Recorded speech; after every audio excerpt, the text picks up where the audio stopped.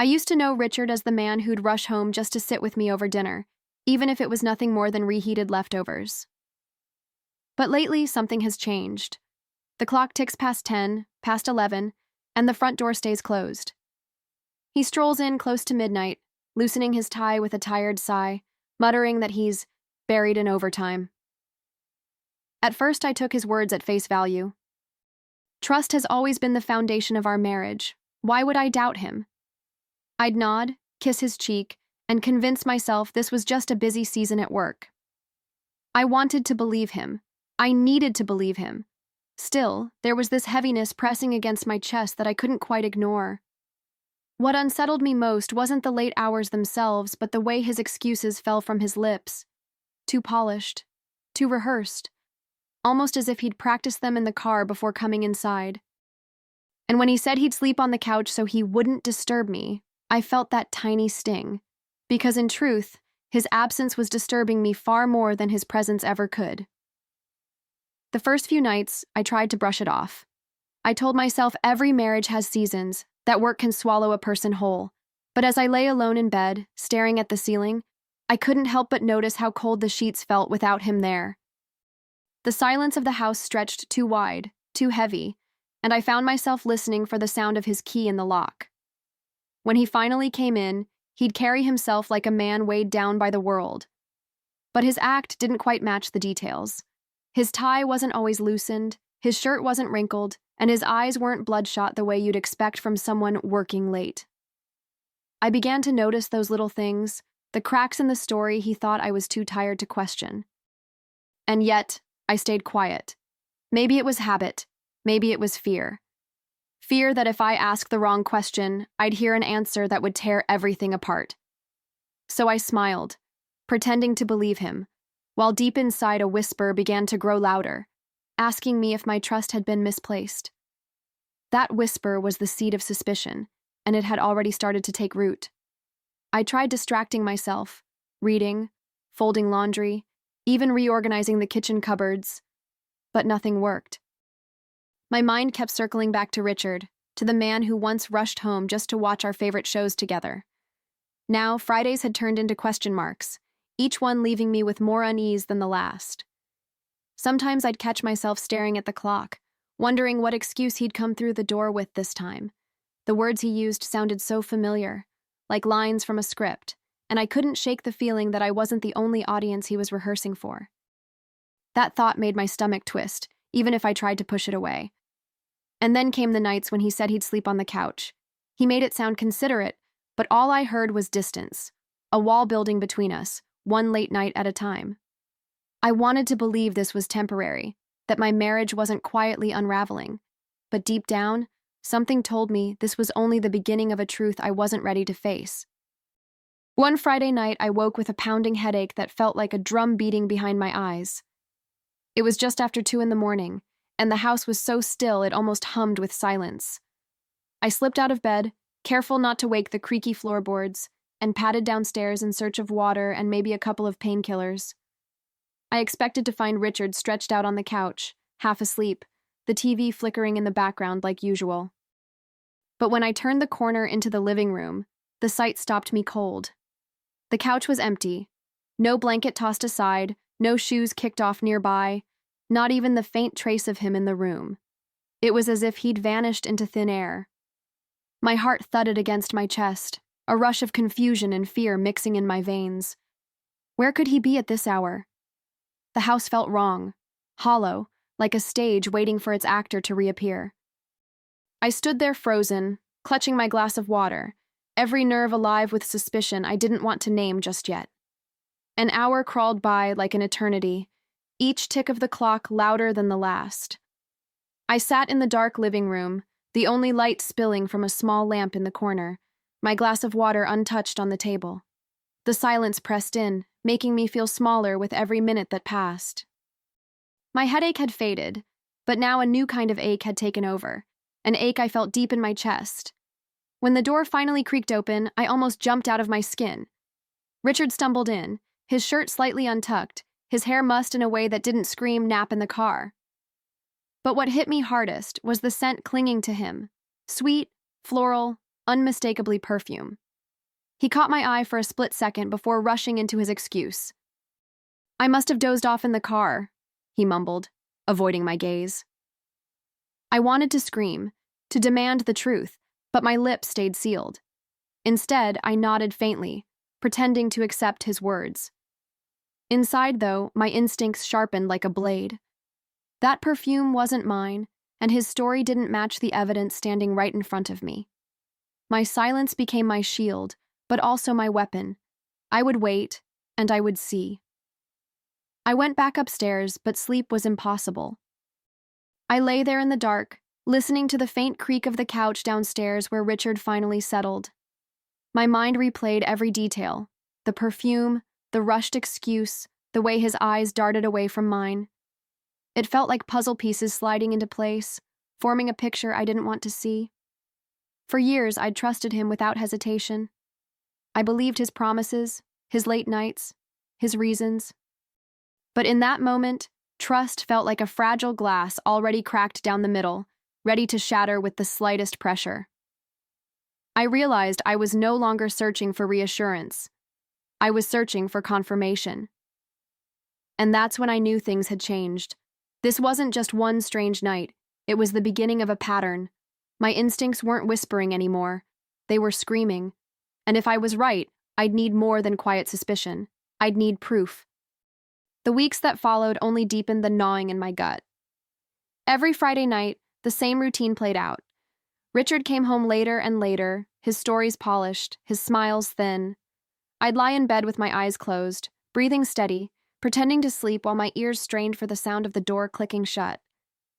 Each minute past midnight carved another line of doubt into me. I started keeping quiet notes, mental timestamps, little details about how long he was gone, the way his clothes looked when he finally walked in. It was like watching the same play repeat every week, only now I knew I wasn't in the audience. I was part of the story, and I had to decide what role to play. One evening, as the clock neared 11, something in me snapped. I couldn't bear the waiting anymore, the pretending, the silence. I grabbed my car keys, heart pounding, and told myself it was time to see for myself. I drove toward his office, parking just far enough away to stay hidden, the night air heavy with anticipation. The parking lot was nearly empty, just a scattering of cars under the dim glow of the streetlights. I sat there in the shadows, gripping the steering wheel so tightly my knuckles ached. My breath fogged the glass as I waited, every sound outside magnified, the hum of a distant engine, the rustle of leaves in the wind. Time dragged, each second stretching like an elastic band ready to snap. At 11:45, the door to Richard's building swung open. My pulse jumped as I saw him step out, not slouched or weary like he claimed to be, but walking with a lightness I hadn't seen in years. He wasn't the image of a man buried under deadlines. He looked alive, energized, almost glowing with a secret I wasn't supposed to see. I leaned forward, hardly daring to blink. Then it happened. Richard glanced around, quick and cautious, before heading not to his own car but toward another. And when a woman stepped out of the driver's seat, smiling as if she'd been waiting for him, my heart sank. He slid into her car without hesitation, and that single movement told me more than any excuse ever could. My stomach twisted as I watched the scene unfold, the kind of moment that etches itself into your memory whether you want it to or not. Richard leaned toward her, laughing, his hand brushing against hers as if it belonged there. The sight was a punch to the chest. Sharp, breath-stealing, final. The man I thought I knew was right there in front of me, and yet he felt like a stranger. For a moment, I couldn't move. I sat frozen, my mind fighting to reject what my eyes had already accepted. I wanted to deny it, to cling to the idea that maybe this was innocent, maybe I'd misunderstood. But the intimacy in his body language told the truth that no excuse could erase. That night, I didn't confront him. Instead, I let the knowledge settle into me, heavy and undeniable. If Richard thought his lies were still safe, he was wrong. I wasn't just a wife waiting in the dark anymore. I was a woman with eyes wide open, ready to gather the proof I needed. I followed them that night, my hands trembling on the steering wheel as I trailed their car through the city streets. The lights blurred past me, my heart pounding so hard I thought it might drown out the sound of the engine. Every turn they took pulled me deeper into a truth I wished I didn't have to face, but I couldn't look away now. Not anymore. When they finally pulled into a luxury apartment complex, my breath caught. I parked at a distance, watching as Richard stepped out with her. Their laughter carried faintly through the night air. They looked comfortable, familiar, like this wasn't their first time. His hand brushed her back as they walked inside, and I felt something inside me snap, not with grief, but with clarity. I lifted my phone, hands steady now, and began taking photos.